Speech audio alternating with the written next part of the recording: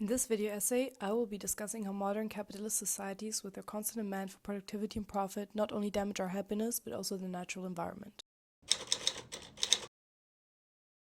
To elaborate deeper on the concepts of capitalism and hustle culture with their personal and societal impact, I interviewed my friend Leal, who currently studies at a prestigious and highly demanding university. Leal's academic environment is a direct reflection of the contemporary capitalist system, where productivity is not only encouraged but expected. So, my name is Leal. I was born and grew up in Berlin and my parents are from Turkey. I am 20 years old and I'm currently completing my studies in mathematics and computer science at École Polytechnique in France. It is a very demanding degree. It's been a very challenging experience. I think the fact that the university is very isolated and quite far away from the city was a very difficult adjustment for me.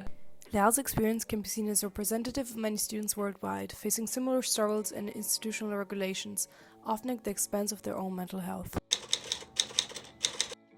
I think actually practicing self-care is essential for any kind of success, especially at these kinds of academic challenging programs. I have like 3 main pillars within my self-care.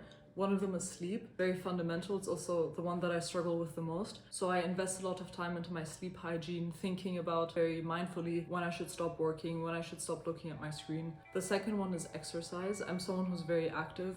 And of course, as someone who studies in university, students can understand, you spend a lot of time sitting inside. So for me, it's very important to make the time to get out and get moving. And the third one is my social life. So really making the time to talk to people. Studying a lot can also be a very isolating experience.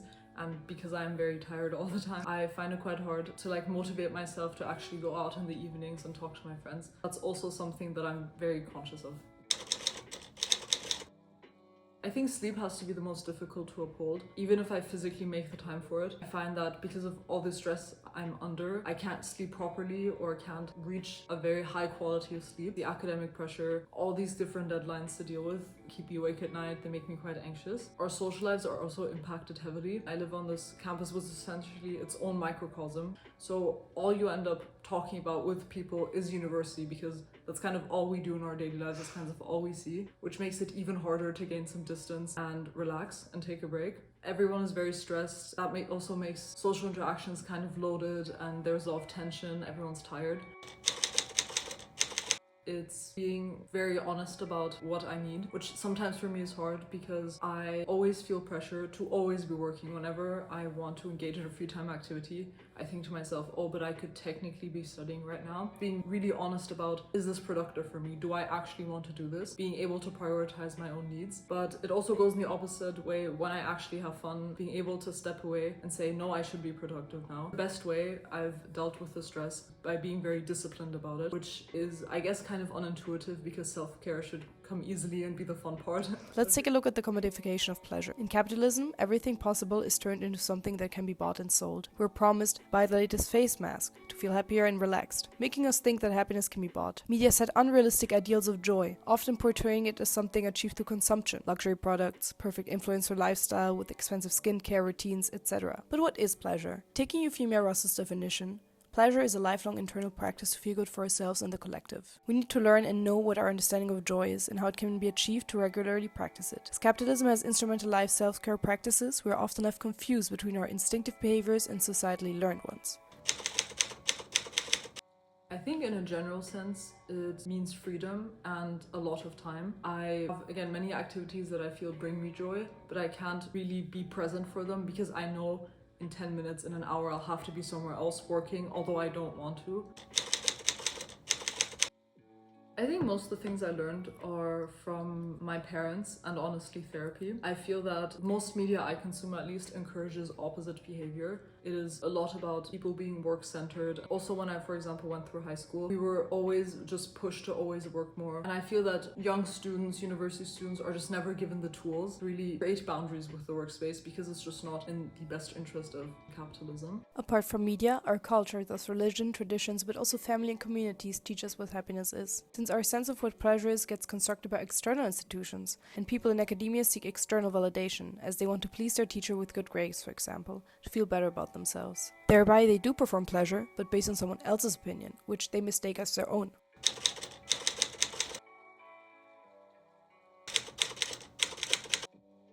I definitely think it's global. I feel like different parts of the world experience hustle culture to different extents, but I do feel it's very normalized. Apart from like what we see in the media, France itself, I think from a pedagogical point of view, is very conservative. So they expect you to put in long hours, they expect you to work a lot. You are just expected by your professors, by the university, to work all the time, which I feel is reflected in our schedule and the deadlines we have and the amount of work, that they are simply not manageable unless you are ready to sacrifice your social life, a couple hours sleep every night. It's never exactly said, but it is implied, and we are pressured into giving up a lot of our lives to work. For capitalism to be successful, you need to kind of socialize people to prioritize work over everything else, which I feel like is very successful because a lot of students are ready to compromise their health in order to experience more success at school. On an emotional level, I am very affected in the sense that I'm very eager to please the authorities at university, so be it my professors. I find the approval of the university, of my professors, very important. You find more worth in getting validated than from your own free time and your friends. It's pretty much the same thing that people are ready to sacrifice a lot of their happiness in the moment for a potential successful future.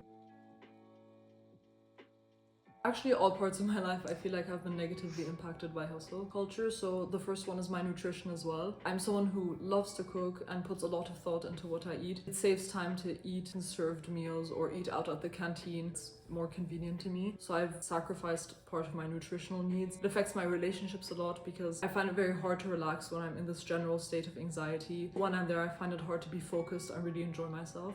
Achievements and monetary profit are prioritized over happiness and pleasure in capitalistic systems. Being aware of this can help individuals distinguish whether they want to conform to the structure or spend their time in another way that maybe suits them better. Another important aspect is that natural habitats get destroyed to feed the global industries. Natural resources are used unsustainably in the name of success. The consequences to the environment and the people affected by it are ignored. This destruction detaches us from nature, and thus from our deepest and most integral feelings. One could say from our earnest selves, as humans come from nature and needed to survive. Thousands of years ago, humans survived in the wild nature surrounding them, making us deeply intertwined with it. Thousands of years ago, humans survived without the latest beauty product we are now so blatantly advised to buy in order to feel better about ourselves. But isn't the modern self-care primarily taught by society as we're losing touch with ourselves and our instinctive behaviors? Music is another central example, as in the evolution it existed solely for pleasure and not for reproduction, proving that not everything organisms do is aimed at a higher purpose. While not directly contributing to survival and being useful in that sense,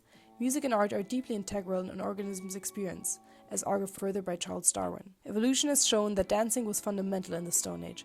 Dance ensured people remained in groups, meaning they could better defend themselves than when being on their own. It is one of the many examples illustrating human pleasures can be both productive in a sense as well as fulfilling.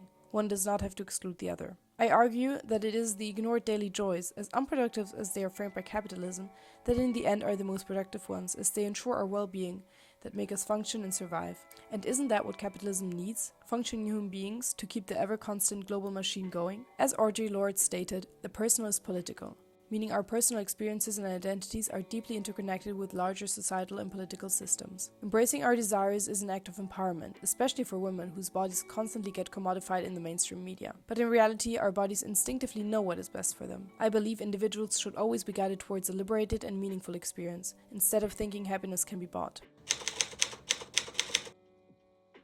You shouldn't do anything for capitalism, actually. For me personally, absolutely not. But I can't say generally that it's a bad idea. I feel like there are consequences, negative consequences on your health, but I feel like people should be able to make these kinds of decisions on their own. So if their career is very important to them and they are aware of the consequences of the sacrifices they make, I feel like it's reasonable if they decide to do so. But I do think it's wrong to encourage students to do so. I feel like this is something you have to intuitively and based on your goals decide for yourself. I advocate for a consent culture, where we say yes to things in a meaningful and instinctive way. Personal boundaries in life always fluctuate and can be negotiated. It is important to be open to new experiences and to compromise, but without hurting yourself. But we have to deconstruct what harmful institutions teach us that feels good. Concluding, I strongly believe in balance and personal choice. Choose how you want to spend your life in a meaningful way for yourself. Working hard does not exclude a happy life. I believe that both aspects can be implemented in daily life and coexist in harmony. Success and achievements also bring joy, and as long as you take care of yourself, you can create a life of balance.